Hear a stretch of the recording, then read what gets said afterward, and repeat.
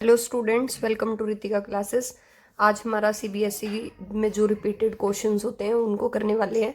और पहला क्वेश्चन है, you must have seen tarnished copper vessel being cleaned with the lemon और the tamarind juice. तुमने देखा होगा कि जो कॉपर के वेसल्स होते हैं ना, उनको पानी से ना क्लीन करके उनको लेमन जूस वगैरह से क्लीन करते हैं। ऐसा क्यों? क्या इनको हम पानी से नहीं कर सकते? नहीं, क्योंकि जो पानी होता है ना, वो कॉपर के साथ रिएक्ट नहीं होता। ठीक है, तो हम लोग क्या होता है, जब मॉइस्ट एटमॉस्फेयर होता है, मतलब कि जब एटमॉस्फेयर में मॉइस्ट CO2 प्रेजेंट हो, हवा हो, पानी हो, ठीक है, ऑक्सीजन हो, पानी हो, CO2 हो, तो उसको हम लोग मॉइस्ट कार्बन डाइऑक्साइड बोलते हैं।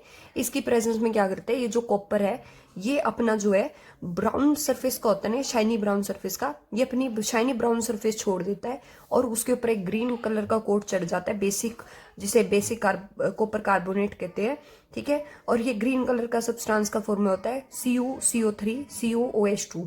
ठीक है, ये बेसिक कार्बोनेट है जिसकी, अब ये क्या होता है, बेसिक कॉपर कार्बोनेट जो है ये हमारा पानी में सोल्यूबल तो होता नहीं है। ठीक है, तो हम लोग क्या करते हैं, इसको एसिड में डिजोल्व करते हैं। तो जब ये एसिड में तो आसानी से डिजोल्व हो जाता है, तो ये इसको अपना एसिड में आसानी से डिजोल्व हो सकता है, इसलिए हम लोग इसको एसिड से इसको रिमूव कर देते हैं, जो इसके ऊपर ये बेसिक कॉपर कार्बोनेट की ग्रीन कलर की कोटिंग होती है। नेक्स्ट क्वेश्चन है, way what is hydrogenation, what is it's industrial application. Hydrogenation reaction क्या होती है?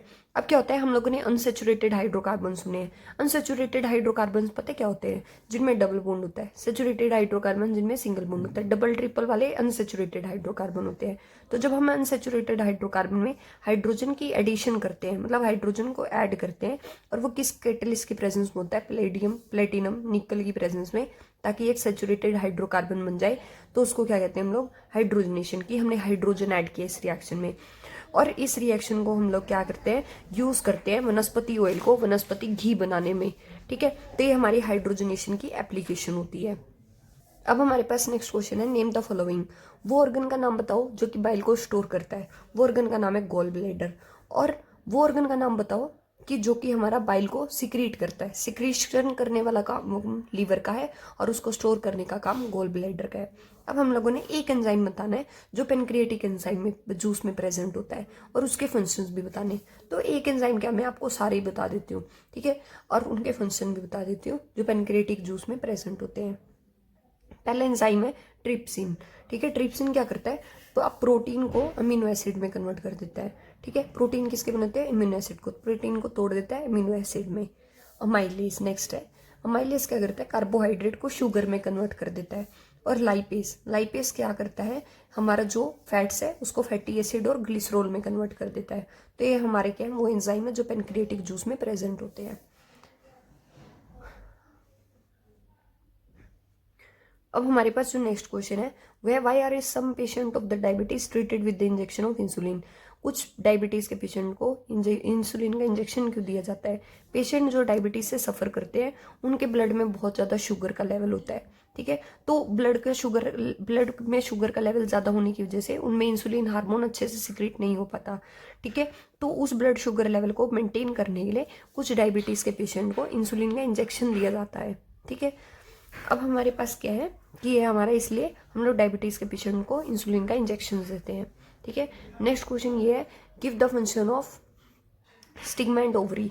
अब हमने फ्लावर का पार्ट देखा होगा, ये जो हमारे फ्लावर के पार्ट में ये वाला पार्ट होता है ना, ये हमारा कार्पल वाले पार्ट, इसमें ये जो होता है, ये हमारा जो स्टिकी, ये ना चिपका वो स्टिकी टाइप सा होता है। ठीक है, तो ये स्टिकी पार्ट जो होता है कार्पल का, वो स्टिग्मा होता है। यहाँ पे हमारा पोलन ग्रेन लैंड करते हैं। ठीक है, अब हमारे पास क्या है, पोलन ग्रेन यहाँ से क्या होएगा, इसमें जाएगा। ठीक है, इस ट्यूब से पास होके ओव्यूल से मिलेगा, ओव्यूल के साथ मिलते ही जाइगोट बनाएगा, जाइगोट से एम्ब्रियो बनाएगा, और एम्ब्रियो से फिर वो ओव्यूल में सीड बना देगा। ठीक है, तो अब क्या होता है, ये जो हमारा ये जो है, ये वाला पार्ट है, ये स्टिग्मा है। ठीक है, और ये वाला पार्ट जो है हमारा क्या है, स्टाइल है, और ये वाला पार्ट हमारा ओवरी है, और इसके अंदर ये हमारा ओव्यूल है। तो swollen part of the carpel को क्या कहते हैं हम लोग? ओवरी कहते हैं। इसमें क्या होता है, फीमेल जर्म सेल्स होते हैं। ठीक है, जो कि क्या होते हैं, इसमें जब ये हमारा पोलन ग्रेन यहाँ पे ओव्यूल में चला जाता है तो फर्टिलाइजेशन हो जाती है। फर्टिलाइजेशन के बाद वो क्या बना देता है, सीड्स बना देता है। ये फर्टिलाइजेशन देखो, the swollen bottom part of the carpel is called ovary, it contains female germ cell which forms seeds after fertilization. तो ये हमारा क्या है, अब हम लोग को क्या है, ये हमारा हो गया ओवरी का बात, ये हो गई हमारी सिग्मा की बात। अब हम लोग को क्या बताना है, सीड्स की फॉर्मेशन बतानी है कि सीड्स कैसे बनते हैं फ्लावर्स में। ये हमारे पास ओवरी है, ये स्टिग्मा है और ये स्टाइल है। तो हमारे पास क्या होगा, जब हमारा पोलन ग्रेन जो है इधर जाएगा ओव्यूल में तो फर्टिलाइजेशन होगी, तो जाइगोट बनेगा, जाइगोट से एम्ब्रियो बनेगा। ठीक है, अब ओव्यूल क्या करता है ना, एक टफ कोट बना देता है। ठीक है, और वो जो है ओव्यूल से वो किस में कन्वर्ट हो जाता है, सीड्स में। ठीक है, तो ये हमारा हो गया सीड्स की फॉर्मेशन की। फर्टिलाइजेशन के बाद जाइगोट बनेगा, जाइगोट के बाद एम्ब्रियो बनेगा और एम्ब्रियो के बाद सीड बनेगा। ठीक है, अब हमारे पास क्या है कि हमारे पास नेक्स्ट क्वेश्चन है कि एक रे ऑफ लाइट है जो वो एयर से वाटर में एंटर करती है। एक बात याद रखना कि जो हमारा एयर वाला पार्ट होता है वो होता है रेयरर और वाटर वाला पार्ट होता है वो डेंसर, है ना। एयर के पार्टिकल दूर दूर होते हैं तो वो रेयरर पार्ट है, और वाटर के घनेपन थोड़ा घनापन होता है तो वो डेंसर पार्ट है। तो एयर जो हमारी लाइट है वो एयर से वाटर में जा रही है, मतलब रेयरर टू डेंसर मीडियम जब भी लाइट जाती है तो वो क्या करती है, it bends towards the normal. तो ये आपसे यही क्वेश्चन पूछा होता कि क्या होगा, वो अवे फ्रॉम द नॉर्मल होगी कि टूवर्ड्स द नॉर्मल होगी। तो ये हमारा हो गया क्वेश्चन।